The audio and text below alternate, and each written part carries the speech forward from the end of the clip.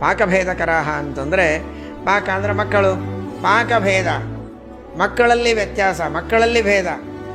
ಇವನು ಅವರ ಮಗ, ಇವನು ನಮ್ಮ ಮಗ, ಇವನು ನಮ್ಮವನಲ್ಲ, ಇವನಿಗೆ ತನ್ನ ಮಗನಿಗೆ ಮಾತ್ರ ವಿಶೇಷ, ಬೇರೆಯವರ ಮಕ್ಕಳಿಗೆ ಚೆನ್ನಾಗಿ ನೋಡಿಕೊಳ್ಳೋದಿಲ್ಲ. ಈ ರೀತಿ ಒತ್ತಟ್ಟಿಗೆ ಸೇರಿದ ಅನೇಕ ಮಕ್ಕಳಿರುವಾಗ ಇವನು ನನ್ನ ಮಗ, ಇವನಲ್ಲ, ನನ್ನ ಮಗ, ಇವನು ಅಲ್ಲ ಅಂತ ತಿಳಿಯಲೇಬೇಕು. ಯಾರ ಮಗನೋ ಅವರ ಮಗನೇ.